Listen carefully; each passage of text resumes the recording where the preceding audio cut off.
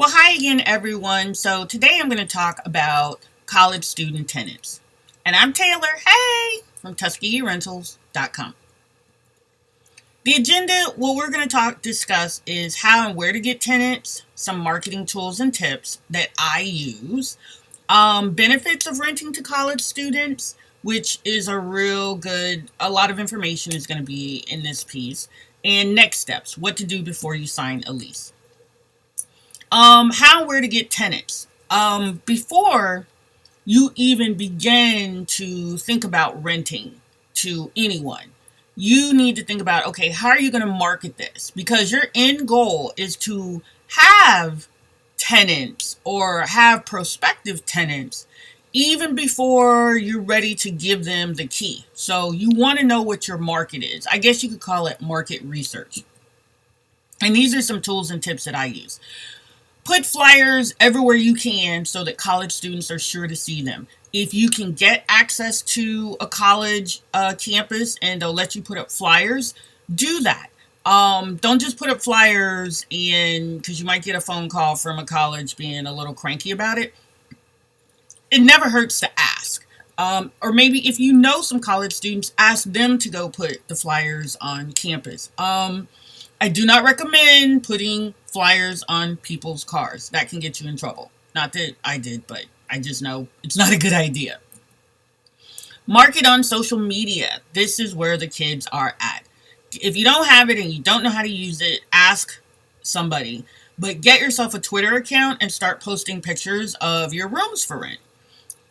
Simple as that. Get an Instagram account and post pictures and information. Be sure to respond to all inquiries, text messages, email, and phone calls. I've received myself personally plenty of phone calls from students and sometimes even parents that tell me that they called a number on a sign or a flyer and no one even returned their phone call or answered. That's not good. That's how you lose business. Don't do that.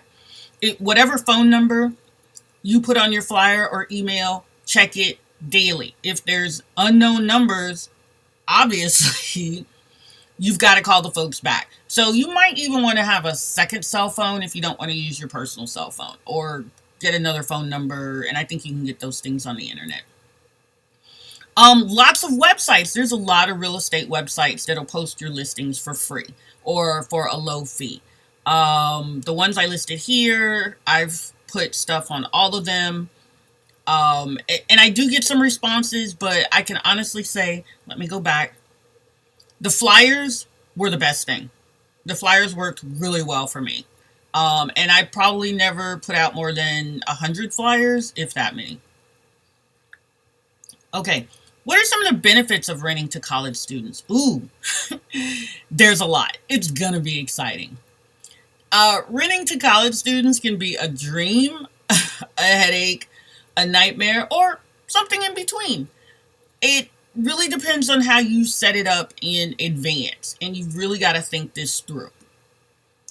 Some of the benefits of renting to college students is they're going to pay in advance. Sometimes it's easier for them or their parents to just pay you for a semester up front. That's actually how students pay to live on campus. They pay 3, 4, 5 months in advance in one lump sum. So you might want to try doing that. I know some landlords, they'll offer students, who are living off campus, a discount if maybe like 5 or 10% off of the regular rent if they pay it all in a lump sum. Rent by the room. That way, there's a lot of benefits of renting by the room. One bad roommate won't spoil a whole bunch or cause you as many headaches as if they have to move out. Say, for example, if you have a 3-bedroom house, and remember, you need to check with the zoning laws wherever you're at, if that's okay and that's allowed. But if you rent by the room,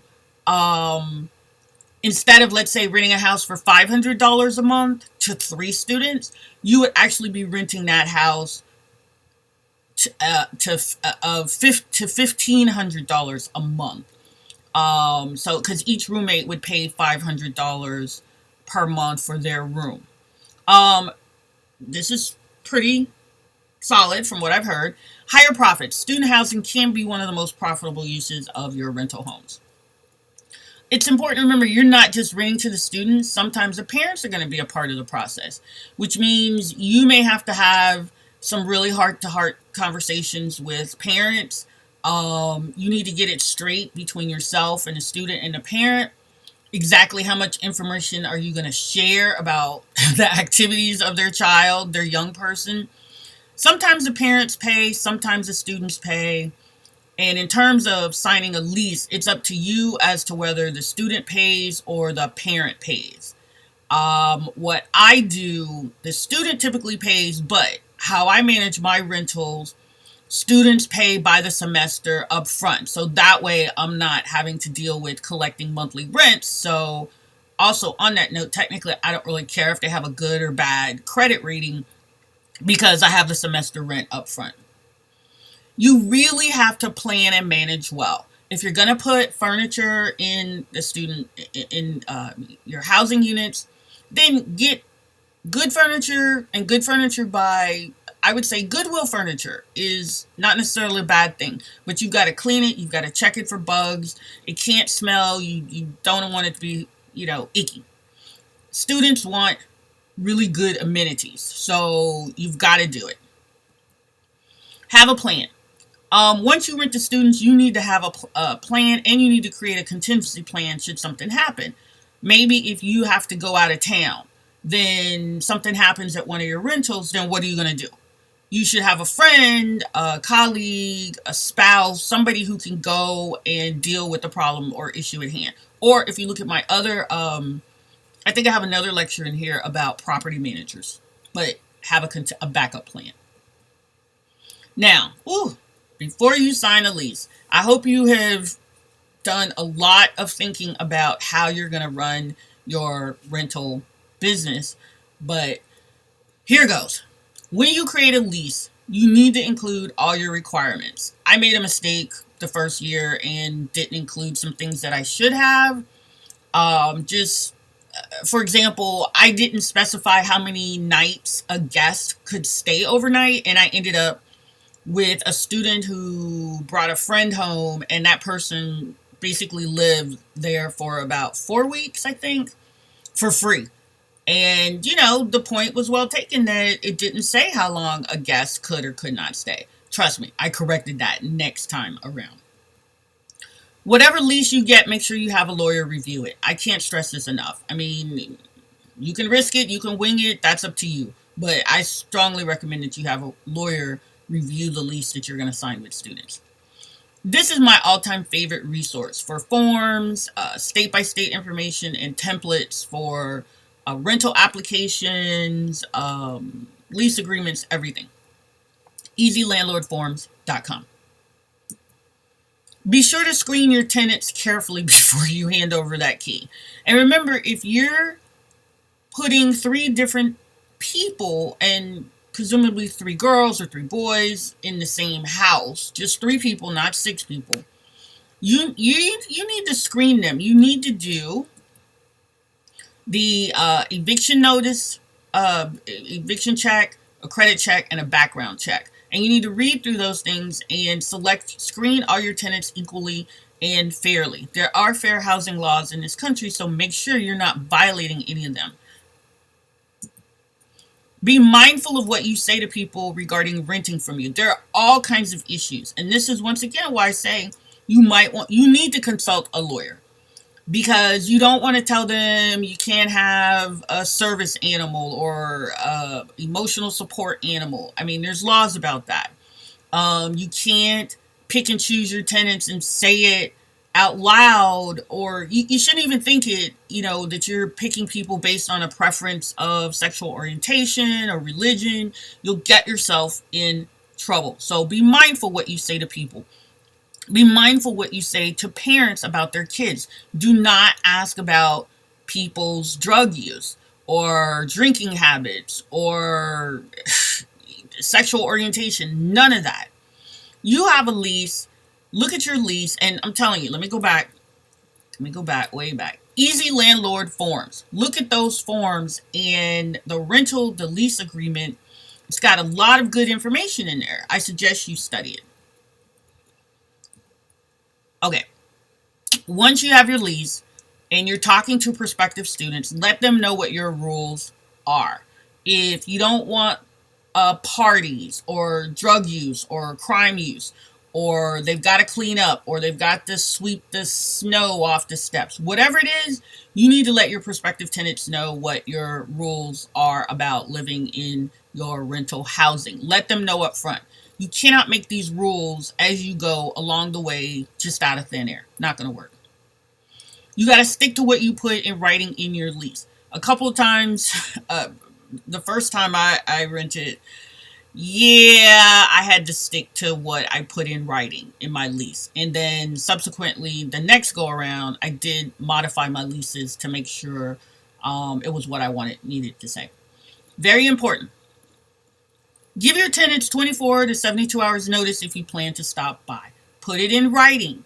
Let them know. And you have a right to enter the property if there's an emergency, or an emergency is if there's a gas leak, there's water leak, something, an emergency has happened. But if you're just stopping by to take a look at the place, to do an inspection, a monthly inspection, a semester, whatever, you have to give tenants notice. You can't just pop up on them anytime that you want. And I strongly encourage you, do it during business hours, Monday through Friday, 8 a.m. to 4:30, 5 o'clock p.m. Don't go by your tenant's house at 7 in the morning. But once again, if you have an emergency, you got to deal with it. They'll call you. They'll let you know. Okay. And just some general tips for you. Understand that most students, this will be their first unsupervised living arrangement. There's so much behind that. I'm going to do a podcast on that at a later date, just talking about some things you might have to deal with. Be kind, be patient. They're kids, but you want them to have a positive off-campus living experience. Plus, they'll tell their friends, and then you'll almost have a steady stream of students who want to live at your place if you make it nice and if you're kind of an easygoing, yet firm, yet policy-driven landlord. Provide furniture, including dishes and silverware. And this will help you later if you, in the slow summer months or any slow time, you rent out to Airbnb. And no, you cannot rent your rental house during the holiday season when students are gone with Airbnb, because the students have already paid you rent to be there. Be careful of those gray areas, but do the right thing. You need to have a telephone number or of a good housekeeper in case you or your students need assistance with cleaning.